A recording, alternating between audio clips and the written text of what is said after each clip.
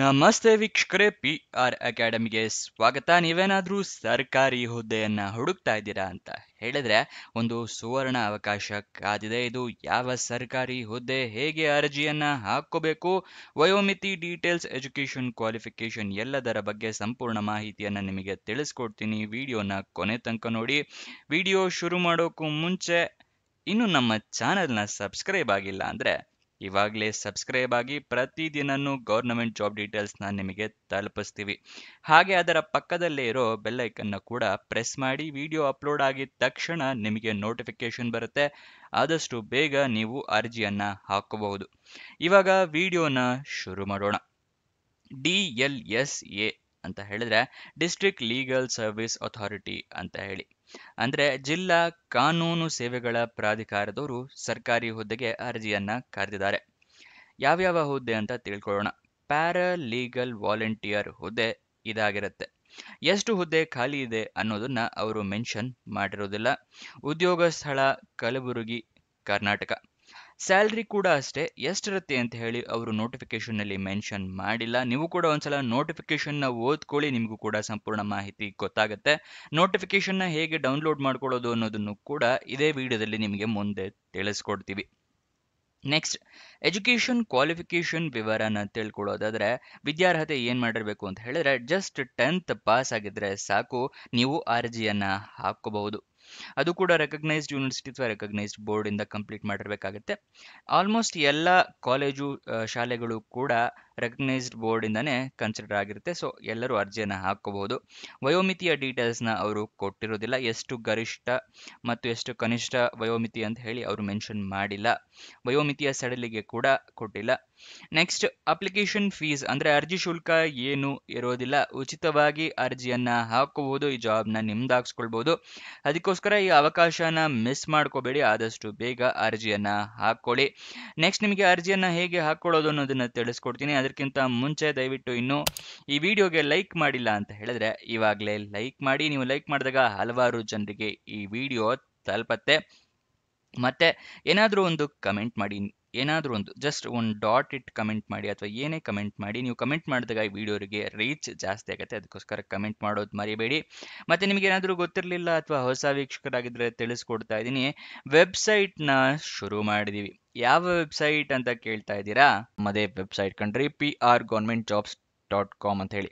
ಅಂದ್ರೆ PRGOVTJOBS.com ಅಂತ ಹೇಳಿ ನಿಮಗೆ ಹೊಸ ವೆಬ್ಸೈಟ್ ನ ಕ್ರಿಯೇಟ್ ಮಾಡಿದೀವಿ. ಇದರ ಲಿಂಕು ಡಿಸ್ಕ್ರಿಪ್ಷನ್ ಮತ್ತೆ ಕಮೆಂಟ್ ಬಾಕ್ಸ್ ನಲ್ಲಿ ಕೊಟ್ಟಿದ್ವಿ. ಏನಕ್ಕೆ ವೆಬ್ಸೈಟ್ ಕ್ರಿಯೇಟ್ ಮಾಡಿದೀವಿ ಅಂದ್ರೆ ಯೂಟ್ಯೂಬ್ ನಲ್ಲಿ 2 ರಿಂದ 3 ಜಾಬ್ ಡೀಟೇಲ್ಸ್ ತಿಳಿಸ್ಕೊಡ್ಬೋದು ಪ್ರತಿದಿನಕ್ಕೆ. ಆದ್ರೆ ವೆಬ್ಸೈಟ್ ಕ್ರಿಯೇಟ್ ಮಾಡಿದ್ರೆ ಪ್ರತಿದಿನಕ್ಕೆ ಹಲವಾರು ಜಾಬ್ ಡೀಟೇಲ್ಸ್ ನ ತಿಳಿಸ್ಕೊಡ್ಬೋದು ಅಂತ ಹೇಳಿ ಕ್ರಿಯೇಟ್ ಮಾಡಿದ್ವಿ. ಇದನ್ನ ಸದುಪಯೋಗ ಪಡಿಸ್ಕೊಳ್ಳಿ. ಅದ್ರ ಕಮೆಂಟ್ ಬಾಕ್ಸ್ ಅಥವಾ ಡಿಸ್ಕ್ರಿಪ್ಷನ್ ಇಂದ ಕ್ಲಿಕ್ ಮಾಡಿದ್ರೆ ಈ ರೀತಿ ಒಂದು ಪೇಜ್ ಓಪನ್ ಆಗುತ್ತೆ ನಮ್ಮ ವೆಬ್ಸೈಟ್. ಇಲ್ಲಿ ಕರ್ನಾಟಕ ಗೌರ್ಮೆಂಟ್ ಜಾಬ್ಸು, ಇಲ್ಲಿ central government 10th pass 12th pass degree jobs, ಈ ಥರ ಹಲವಾರು ಕೆಟಗರಿಯ ಜಾಬ್ಸ್ ಇದೆ. ನಿಮ್ಮ ಎಜುಕೇಷನ್ ಕ್ವಾಲಿಫಿಕೇಷನ್ಗೆ ಯಾವ್ದು ಸೂಟ್ ಆಗುತ್ತೆ ನೋಡಿ ಅದನ್ನು ಕ್ಲಿಕ್ ಮಾಡ್ಕೊಳ್ಳಿ. ಸ್ಕ್ರೋಲ್ ಡೌನ್ ಮಾಡಿದ್ರೆ ಕನ್ನಡದಲ್ಲಿ ಕೂಡ ಬಟನ್ಸ್ಗಳನ್ನ ಕೊಟ್ಟಿದ್ದೀವಿ. ಕನ್ನಡ, ಇಂಗ್ಲೀಷ್ ಯಾವ್ದ್ರಲ್ಲಿ ಬೇಕಾದರೂ ಕ್ಲಿಕ್ ಮಾಡಬಹುದು. ಸ್ಕ್ರೋಲ್ ಡೌನ್ ಮಾಡಿದ್ರೆ ಇಲ್ಲಿ Karnataka government jobs, central government 10th pass ಜಾಬ್ಸ್ನ ಲಿಸ್ಟ್ಗಳನ್ನ ಕೊಟ್ಟಿದ್ದೀವಿ. ಇಲ್ಲಿ ಎಲ್ಲ ಲಿಸ್ಟ್ನ ನೋಡ್ಕೋಬೋದು. ಇಲ್ಲಿ ಸ್ಕ್ರೋಲ್ ಡೌನ್ ಮಾಡ್ಕೊಂಡು ನೋಡ್ಕೋಬಹುದು. ಮೊಬೈಲ್ನಲ್ಲಿ ಆಗಿದ್ರು ಅಷ್ಟೇ ಇದನ್ನ ಸ್ಕ್ರೋಲ್ ಡೌನ್ ಮಾಡಿದ್ರೆ ನಿಮಗೆ ಡೀಟೇಲ್ಸ್ ಸಿಗುತ್ತೆ. ಕೆಳಗಡೆ ಮೋರ್ ಜಾಬ್ಸ್ ಅಂತಿದೆಯಲ್ಲ, ಇದನ್ನು ಕ್ಲಿಕ್ ಮಾಡಿದ್ರೆ ಇನ್ನೂ ಹಲವಾರು ಜಾಬ್ಸ್ ಓಪನ್ ಆಗುತ್ತೆ. ಕರ್ನಾಟಕ ಗೌರ್ಮೆಂಟ್ ಇಂದು, ಸೆಂಟ್ರಲ್ ಗೌರ್ಮೆಂಟ್ ಮತ್ತು 10th ಪಾಸ್ ಜಾಬ್ಸ್ ಇಂದು ಹಲವಾರು ಜಾಬ್ಸ್ ಡೀಟೇಲ್ಸ್ ಓಪನ್ ಆಗುತ್ತೆ. ಅದನ್ನ ಪಡ್ಕೊಳ್ಳಿ ಯಾವ ಜಾಬ್ ಡೀಟೇಲ್ಸ್ ಬೇಕು ಅಂತ. ಆದರೆ ನೀವು ಕೇಳ್ಬೋದು, ಈ ವೆಬ್ಸೈಟ್ನಲ್ಲಿ ಜಾಬ್ ಡೀಟೇಲ್ಸ್ ಅಪ್ಲೋಡ್ ಆಗಿದ ತಕ್ಷಣ ನಿಮಗೆ ಹೇಗೆ ಗೊತ್ತಾಗತ್ತೆ ಅಂತ ಹೇಳಿದ್ರೆ, ನಾವು ನಿಮಗೆ ವಾಟ್ಸಪ್ ಮತ್ತು ಟೆಲಿಗ್ರಾಮ್ ಚಾನಲ್ನಿಂದ ಲಿಂಕ್ನ ಪ್ರೊವೈಡ್ ಮಾಡ್ತೀವಿ. ಸೊ ಅದನ್ನು ಫಾಲೋ ಮಾಡಿ. ಡಿಸ್ಕ್ರಿಪ್ಷನ್ನು ಮತ್ತು ಕಮೆಂಟ್ ಬಾಕ್ಸ್ನಲ್ಲಿ ಈ ಸೋಷಿಯಲ್ ಮೀಡಿಯಾ ಚಾನಲ್ಸ್ನ ಲಿಂಕ್ ಕೊಟ್ಟಿದ್ದೀನಿ ಡಿಸ್ಕ್ರಿಪ್ಷನ್ನಲ್ಲಿ. ಅಲ್ಲಿಂದ ಕ್ಲಿಕ್ ಮಾಡಿದ್ರೆ ನೀವು ಟೆಲಿಗ್ರಾಮ್ನ ಜಾಯ್ನ್ ಆಗ್ಬೋದು. ಅಲ್ಲಿಂದನೇ ಕ್ಲಿಕ್ ಮಾಡಿ ವಾಟ್ಸಪ್ ಚಾನಲ್ನ ಕೂಡ ಜಾಯ್ನ್ ಆಗ್ಬೋದು. ಪ್ರತಿದಿನ ಜಾಬ್ ಡೀಟೇಲ್ಸ್ ಅಪ್ಲೋಡ್ ಆಗಿದ ತಕ್ಷಣ ಈ ಜಾಬ್ ಡೀಟೇಲ್ಸ್ ಅಪ್ಲೋಡ್ ಆಗಿದೆ, ಇದರ ಲಿಂಕ್ ಅಂತ ಹೇಳಿ ನಿಮಗೆ ಪ್ರೊವೈಡ್ ಮಾಡ್ತೀವಿ. ಮತ್ತು ಕೊನೆ ದಿನಾಂಕ ಹತ್ತಿರ ಬರ್ತಿದ್ದಾಗೆ ಈ ಜಾಬ್ಸ್ ಕೊನೆಗೊಳ್ತಾ ಇದೆ ಅಂತ ಹೇಳಿ ಅದರ ಲಿಂಕ್ ಕೊಡ್ತೀವಿ. ನೀವು ಆದಷ್ಟು ಬೇಗ ಅರ್ಜಿಯನ್ನು ಹಾಕೊಳ್ಳೋಕ್ಕೆ ಹೆಲ್ಪ್ ಆಗುತ್ತೆ. ವಾಟ್ಸಪ್ ಮತ್ತು ಟೆಲಿಗ್ರಾಮ್ನ ಜಾಯ್ನ್ ಆಗೋದು ಮರಿಬೇಡಿ. ಇವಾಗ ಸೆಲೆಕ್ಷನ್ ಪ್ರೋಸೆಸ್ನ ವಿವರ ತಿಳ್ಕೊಳ್ಳೋಣ. ಏನೇನು ಸೆಲೆಕ್ಷನ್ ಪ್ರೋಸೆಸ್ ಇರುತ್ತೆ ಅಂತ ಹೇಳಿದ್ರೆ, ಜಸ್ಟ್ ನೀವು ಇಂಟರ್ವ್ಯೂನ ಪಾಸ್ ಮಾಡಿದ್ರೆ ಸಾಕು, ನಿಮಗೆ ಜಾಬ್ಗೆ ತಗೋತಾರೆ. ಯಾವುದೇ ರೀತಿಯ ಲಿಖಿತ ಪರೀಕ್ಷೆ, computer based test, return test ಈ ಥರ ಯಾವುದೇ ರೀತಿಯ ಪರೀಕ್ಷೆ ಕೂಡ ಇರೋದಿಲ್ಲ. ಅದಕ್ಕೋಸ್ಕರ ಎಲ್ಲರೂ ಅರ್ಜಿಯನ್ನು ಹಾಕೊಳ್ಳಿ. ಇವಾಗ ಹೇಗೆ ಅರ್ಜಿಯನ್ನು ಹಾಕೋದು ಅನ್ನೋದನ್ನು ತಿಳಿಸ್ಕೊಡ್ತೀನಿ. ಅದಕ್ಕಿಂತ ಮುಂಚೆ ನೋಟಿಫಿಕೇಶನ್ ಓದ್ಕೊಳ್ಳೋದು ಅತಿ ಮುಖ್ಯ ಆಗಿರುತ್ತೆ. ಏನೇನು ಎಲಿಜಿಬಿಲಿಟಿ ಕ್ರೈಟೀರಿಯಾ ಇದೆ ಅಂತ ತಿಳ್ಕೊಳ್ದೇನೆ ಅರ್ಜಿಯನ್ನು ಹಾಕೋದಕ್ಕೆ ಹೋಗಬೇಡಿ, ಇಲ್ಲಾಂದರೆ ರಿಜೆಕ್ಟ್ ಆಗೋ ಚಾನ್ಸಸ್ ಜಾಸ್ತಿ ಇರುತ್ತೆ. ನೆಕ್ಸ್ಟು ನೀವು ಅಪ್ಲಿಕೇಶನ್ ಅಂದರೆ ಹೇಗೆ ಅರ್ಜಿಯನ್ನು ಹಾಕೋಬೇಕು ಅಂದರೆ ಆಫ್ಲೈನ್ ಮೂಲಕ ಅರ್ಜಿಯನ್ನು ಹಾಕೋಬೇಕಾಗತ್ತೆ. ಆಫ್ಲೈನ್ ಮೂಲಕ ಅರ್ಜಿ ಹಾಕೊಳ್ಳೋದು ಅಂತ ಹೇಳಿದ್ರೆ, ನಿಮಗೆ ಒಂದು ಅಪ್ಲಿಕೇಶನ್ ಫಾರಮ್ ಸಿಗುತ್ತೆ. ಅದನ್ನು ಡೌನ್ಲೋಡ್ ಮಾಡಿ ಪ್ರಿಂಟ್ಔಟ್ ತೊಗೊಂಡು ಒಂದು ಅಡ್ರೆಸ್ಸಿಗೆ ಕಳಿಸ್ಕೊಡ್ಬೇಕಾಗತ್ತೆ. ಹೇಗೆ ಕಳಿಸ್ಕೊಡ್ಬೇಕು ಅಂತ ಹೇಳಿ ತಿಳಿಸ್ಕೊಡ್ತಾ ಇದ್ದೀನಿ. ನೀವು ಇಮೇಲ್ ಮುಖಾಂತರ ಕಳಿಸ್ಕೊಡ್ಬೇಕಾಗತ್ತೆ. ಇದನ್ನು ಆಫ್ಲೈನ್ ಮೂಲಕ ಅರ್ಜಿ ಹಾಕೋದು ಅಂತ ಹೇಳ್ತಾರೆ. ಅಂದರೆ ಆನ್ಲೈನ್ ಮೂಲಕ ಅರ್ಜಿ ಹಾಕೋದಲ್ಲ, ಇಮೇಲ್ ಮೂಲಕ ಕಳಿಸ್ಕೊಡ್ಬೇಕಾಗತ್ತೆ. ಗೊತ್ತಾಯ್ತಲ್ವಾ?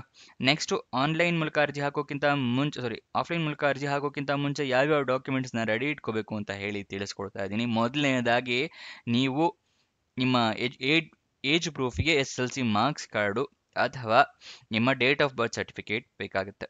ಮತ್ತು ಎಜುಕೇಷನ್ ಕ್ವಾಲಿಫಿಕೇಷನ್ಗೂ ಅಷ್ಟೇ 10th pass ಕೇಳಿರೋದ್ರಿಂದ 10th pass certificate ಬೇಕಾಗುತ್ತೆ, ಅಂದರೆ ಮಾರ್ಕ್ಸ್ ಕಾರ್ಡ್ ಬೇಕಾಗುತ್ತೆ. ನೆಕ್ಸ್ಟು ನಿಮ್ಮ ID ಪ್ರೂಫ್ ಬೇಕು. ಆಧಾರ್ ಕಾರ್ಡ್, ವೋಟರ್ ID ಅಥವಾ ಪಾನ್ ಕಾರ್ಡ್ ಈ ಥರ ಯಾವುದೊಂದು ಫೋಟೋ ಇರುವಂತಹ ID ಪ್ರೂಫ್ ಬೇಕಾಗುತ್ತೆ. ನೆಕ್ಸ್ಟು ನಿಮ್ಮ ರೆಸ್ಯೂಮೆ ರೆಡಿ ಮಾಡಿ ಇಟ್ಕೊಂಡಿರಿ, ಕೇಳಿದ್ರೆ ಅಟ್ಯಾಚ್ ಮಾಡ್ಬೋದು. ಮತ್ತು ನಿಮ್ಮ ಪಾಸ್ಪೋರ್ಟ್ ಸೈಜ್ ಫೋಟೋ ಬೇಕಾಗುತ್ತೆ. ಇದಿಷ್ಟೂ ರೆಡಿ ಇಟ್ಕೊಳ್ಳಿ ಅರ್ಜಿ ಹಾಕೋಕ್ಕೂ ಮುಂಚೆ. ಅರ್ಜಿಯಲ್ಲಿ ಎಲ್ಲ ಡೀಟೇಲ್ಸ್ನ ಫಿಲಪ್ ಮಾಡಿದ ನಂತರ ಕೇರ್ಫುಲ್ಲಾಗಿ ಚೆಕ್ ಮಾಡಿ ಎಲ್ಲ ಡೀಟೇಲ್ಸ್ ಕರೆಕ್ಟ್ ಇದೆಯಾ ಇಲ್ವೋ ಅಂತ ಚೆಕ್ ಮಾಡಿದ ನಂತರನೇ ಅಪ್ಲಿಕೇಶನ್ನ ಸೆಂಡ್ ಮಾಡಿ. ಎಲ್ಲ ಡಾಕ್ಯುಮೆಂಟ್ಸ್ನ ಅದರ ಜೊತೆಗೆ ಇಮೇಲ್ನಲ್ಲಿ ಅಟ್ಯಾಚ್ ಮಾಡೋದು ಮರಿಬೇಡಿ. ಯಾವ ಅಡ್ರೆಸ್ಗೆ ನೀವು ಇಮೇಲ್ ಮುಖಾಂತರ ಕೂಡ ಕಳಿಸ್ಬೋದು ಅಥವಾ ಪೋಸ್ಟ್ ಮುಖಾಂತರ ಕೂಡ ಕಳಿಸ್ಬೋದು. ಅಂದರೆ ಸ್ಪೀಡ್ ಪೋಸ್ಟು, ರಿಜಿಸ್ಟರ್ ಪೋಸ್ಟು ಅಥವಾ ಕೊರಿಯರ್ ಮೂಲಕ ಕೂಡ ಕಳಿಸ್ಬೋದು. ಗೊತ್ತಾಯ್ತಲ್ವ? ಯಾವ ಅಡ್ರೆಸ್ಸಿಗೆ ಕಳಿಸ್ಬೇಕು ಅಂತ ತಿಳಿಸ್ಕೊಡ್ತೀನಿ. ಮೊದಲು ಇಮೇಲ್ ID ಯಾವುದಕ್ಕೆ ಕಳಿಸ್ಬೇಕು ಅಂತ ಹೇಳ್ತಾ ಇದ್ದೀರಿ. DLSA Kalaburgi@gmail.com. ಬೇಕು ಅಂತ ಸ್ಪೆಲ್ಲಿಂಗ್ ಕೂಡ ಹೇಳ್ತೀನಿ. DLSA KALABURGI@gmail.com. ಇದು ಇಮೇಲ್ ID. ನೆಕ್ಸ್ಟ್ ಯಾವ ಅಡ್ರೆಸ್ಸಿಗೆ ಪೋಸ್ಟ್ ಮಾಡಬಹುದು ಅಂತ ಕೂಡ ಹೇಳ್ತೀನಿ. ಪೋಸ್ಟ್ ಅಥವಾ ಇಮೇಲ್ ಯಾವ್ದಾದ್ರು ಒಂದು ಮಾಡಿದ್ರೆ ಸಾಕಾಗುತ್ತೆ. Office of district legal service authority, district court ಪ್ರಮಿಸಸ್, Kalaburagi, Karnataka. ಈ ಅಡ್ರೆಸ್ಗೆ ನೀವು ಪೋಸ್ಟ್ ಆಗಿ ಕಳಿಸ್ಬೋದು. ಪೋಸ್ಟ್ ಕಳಿಸ್ತಾ ಇದ್ರೆ ಎಲ್ಲ ಡಾಕ್ಯುಮೆಂಟ್ಸ್ದು ಜೆರಾಕ್ಸ್ ಕಾಪಿನ ಅಟ್ಯಾಚ್ ಮಾಡಿ ಕಳಿಸೋದು ಮರಿಬೇಡಿ. ನೋಟಿಫಿಕೇಶನ್ ರಿಲೀಸ್ ಆಗಿದ್ದ ದಿನಾಂಕ 16 ಸೆಪ್ಟೆಂಬರ್ 2025, ಕೊನೆಯ ದಿನಾಂಕ 29 ಸೆಪ್ಟೆಂಬರ್ 2025. ಅಷ್ಟರ ಒಳಗಡೆ ನಿಮ್ಮ ಅರ್ಜಿ ತಲುಪೋ ಥರ ವ್ಯವಸ್ಥೆ ಮಾಡ್ಕೋಬೇಕಾಗುತ್ತೆ. ಅಫಿಷಿಯಲ್ ನೋಟಿಫಿಕೇಶನ್ ಮತ್ತು ಅಪ್ಲಿಕೇಶನ್ ಫಾರಮ್ ಡೌನ್ಲೋಡ್ ಮಾಡೋದು ತಿಳಿಸ್ಕೊಡ್ತಾ ಇದ್ದೀನಿ. ನಿಮಗೆ ಡಿಸ್ಕ್ರಿಪ್ಷನ್ನು ಮತ್ತು ಕಮೆಂಟ್ ಬಾಕ್ಸ್ನಲ್ಲಿ ಲಿಂಕ್ ಕೊಟ್ಟಿದ್ದೀನಿ ಅಂತ ಹೇಳಿದ್ನಲ್ಲ, ಅದರಲ್ಲಿ ಎರಡನೆಯ ಲಿಂಕನ್ನು ಕ್ಲಿಕ್ ಮಾಡಿ ಫುಲ್ಲು ಸ್ಕ್ರೋಲ್ ಡೌನ್ ಮಾಡಿ ಕೆಳಗಡೆ ಬಂದರೆ ಅಫಿಷಿಯಲ್ ನೋಟಿಫಿಕೇಶನ್ ಮತ್ತು ಅಪ್ಲಿಕೇಶನ್ ಫಾರಮ್ ಅಂತ ಹೇಳಿ ಕಾಣಿಸ್ತಿಲ್ಲ. ಇದ್ರ ಪಕ್ಕದಲ್ಲಿ ಕ್ಲಿಕ್ ಹಿಯರ್ ಅನ್ನೋದನ್ನು ಕ್ಲಿಕ್ ಮಾಡಿ ನಿಮಗೆ ನೋಟಿಫಿಕೇಶನ್ ಓಪನ್ ಆಗುತ್ತೆ. ಅದರ ಕೆಳಗಡೆನೆ ನಿಮಗೆ ಅಪ್ಲಿಕೇಶನ್ ಫಾರಮ್ ಕೂಡ ಇರುತ್ತೆ, ತೋರಿಸ್ಕೊಡ್ತೀನಿ ನೋಡಿ. ಯಾವ ಇಮೇಲ್ ಐಡಿಗೆ ಕಳಿಸ್ಕೊಡ್ಬೇಕು ಅಂತ ಇಲ್ಲಿ ಮೆನ್ಷನ್ ಮಾಡಿದ್ದಾರೆ. ನೆಕ್ಸ್ಟು ಕೊನೆಯ ದಿನಾಂಕ ಕೂಡ ಇಲ್ಲಿದೆ. 5 ಗಂಟೆ ಸಂಜೆ 29 ಸೆಪ್ಟೆಂಬರ್ 2025 ಸಂಜೆ 5 ಗಂಟೆ ಒಳಗೆ ನೀವು ಅರ್ಜಿಯನ್ನು ತಲುಪಿಸೋ ಥರ ವ್ಯವಸ್ಥೆ ಮಾಡ್ಕೋಬೇಕಾಗುತ್ತೆ. ಯಾರ್ಯಾರು ಅರ್ಜಿಯನ್ನು ಹಾಕ್ಕೋಬೋದು, ಯಾವ ಅಭ್ಯರ್ಥಿಗಳು ಅಂತ ಕೂಡ ಕೊಟ್ಟಿದ್ದಾರೆ. ಶಿಕ್ಷಕರು, ನಿವೃತ್ತ ಶಿಕ್ಷಕರು ಒಳಗೊಂಡಂತೆ ನಿವೃತ್ತ ಸರ್ಕಾರಿ ನೌಕರರು, MSW ವಿದ್ಯಾರ್ಥಿಗಳು ಮತ್ತು ಶಿಕ್ಷಕರು, ಅಂಗನವಾಡಿ ಕಾರ್ಯಕರ್ತೆಯರು, ವೈದ್ಯರುಗಳು. ಫ್ರೆಷರ್ಸ್ ಹಾಕೋಕ್ಕಾಗಲ್ವಾ ಅಂತ ಏನಿಲ್ಲ, ಇಲ್ಲಿ ನೋಡಿ ಅದನ್ನು ಕೂಡ ಕೊಟ್ಟಿದ್ದಾರೆ. ವಿದ್ಯಾರ್ಥಿಗಳು ಮತ್ತು ಕಾನೂನು ಪದವಿ ಓದುತ್ತಿರುವ ವಿದ್ಯಾರ್ಥಿಗಳು, ಸಮಾಜ ಸೇವಕರು, ರಾಜಕೀಯ ಪಕ್ಷಕ್ಕೆ ಸೇರಿದವರು, ಸರ್ಕಾರೇತರ ಸಂಸ್ಥೆಗಳಲ್ಲಿ ಕಾರ್ಯನಿರ್ವಹಿಸುತ್ತಿರುವವರು ಮತ್ತು ಮಾಜಿ ಸೈನಿಕರು. ಇಂತಿಷ್ಟು ಜನ ಅರ್ಜಿಯನ್ನು ಹಾಕಬಹುದು. ಇಲ್ಲಿ ಕೊಟ್ಟಿದ್ದಾರೆ ನೋಡಿ. ವಿದ್ಯಾರ್ಹತೆ SSLC ಅಥವಾ ತತ್ಸಮಾನ ಪರೀಕ್ಷೆಯಲ್ಲಿ ತೇರ್ಗಡೆಯಾಗಿರಬೇಕು. ಹೆಚ್ಚಿನ ವಿದ್ಯಾರ್ಹತೆ ಹೊಂದಿದ ಅಭ್ಯರ್ಥಿಗಳಿಗೆ ಆದ್ಯತೆ ನೀಡಲಾಗುತ್ತದೆ. ಗೊತ್ತಾಯ್ತಲ್ವಾ? ಇಲ್ಲಿ ಬೇರೆ ಎಲ್ಲ ಡೀಟೇಲ್ಸ್ನ ಕೂಡ ಕೊಟ್ಟಿದ್ದಾರೆ. ಏನೇನು ಡಾಕ್ಯುಮೆಂಟ್ಸ್ ಬೇಕು ಅಂತ ಹೇಳಿ ಇಲ್ಲಿ ಕೊಟ್ಟಿದ್ದಾರೆ, ಅದನ್ನು ನೋಡ್ಕೊಳ್ಳಿ. ನೆಕ್ಸ್ಟು ಅಪ್ಲಿಕೇಶನ್ ಫಾರಮ್ ಕೂಡ ಅದರ ಕೆಳಗಡೆ ಇದೆ, 3ನೇ ಪೇಜಲ್ಲಿ ಇದೆ. ಇಲ್ಲಿ ಇದನ್ನು ಡೌನ್ಲೋಡ್ ಮಾಡ್ಕೊಳ್ಳಿ. ಇದನ್ನು ಮಾತ್ರ ಪ್ರಿಂಟ್ಔಟ್ ತೊಗೊಂಡ್ರೆ ಸಾಕು ನೀವು ಪೋಸ್ಟ್ ಹಾಕೋಕ್ಕೆ. ನೋಟಿಫಿಕೇಷನ್ನ ಪ್ರಿಂಟ್ಔಟ್ ತೊಗೊಳ್ಳೋ ಅಗತ್ಯ ಇರೋದಿಲ್ಲ. ಇಲ್ಲಿ ನಿಮ್ಮ ಪಾಸ್ಪೋರ್ಟ್ ಸೈಜ್ ಫೋಟೋ ಹಾಕಬೇಕಾಗುತ್ತೆ. ಇಲ್ಲಿ ಎಲ್ಲ ನಿಮ್ಮ ಡೀಟೇಲ್ಸ್ನ ಫಿಲಪ್ ಮಾಡಿ ಇಲ್ಲಿ ನಿಮ್ಮ ಸಿಗ್ನೇಚರು, ಡೇಟು, ಪ್ಲೇಸು ಹಾಕಿ ಕಳಿಸ್ಕೊಡ್ಬೇಕಾಗತ್ತೆ. ಗೊತ್ತಾಯ್ತಲ್ವಾ? ನಾನು ಮುಂಚೆನೇ ತಿಳಿಸ್ಕೊಟ್ಟ ಅಡ್ರೆಸ್ಸಿಗೆ. ಅಫಿಷಿಯಲ್ ವೆಬ್ಸೈಟ್ ಅಡ್ರೆಸ್ ಬೇಕು ಅಂದರೆ kalaburgi.dcourts.gov ಇನ್. ಇದು ಅಫಿಷಿಯಲ್ ವೆಬ್ಸೈಟ್ನ ಅಡ್ರೆಸ್ ಆಗಿರುತ್ತೆ. ಇಲ್ಲಿಂದ ಕೂಡ ನೀವು ಜಾಬ್ ಡೀಟೇಲ್ಸ್ನ ತಿಳ್ಕೋಬಹುದು. ಇದಿಷ್ಟು ಈ ಜಾಬ್ನ ವಿವರ. ನಿಮಗೇನೇ ಡೌಟ್ಸ್ ಅಥವಾ ಕ್ವಶನ್ಸ್ ಇದೆ ಅಂತ ಹೇಳಿದ್ರೆ ಕಮೆಂಟ್ ಬಾಕ್ಸ್ನಲ್ಲಿ ಕಮೆಂಟ್ ಮಾಡಿ. ಕಮೆಂಟ್ ಮಾಡೋಕ್ಕಿಂತ ಮುಂಚೆ ನೋಟಿಫಿಕೇಶನ್ ಒಂದ್ಸಲ ಓದ್ಕೊಳ್ಳಿ. ಇನ್ನೊಂದು ಜಾಬ್ ವಿಡಿಯೋ ಜೊತೆ ಸಿಗೋಣ. ಬಾಯ್ ಬಾಯ್.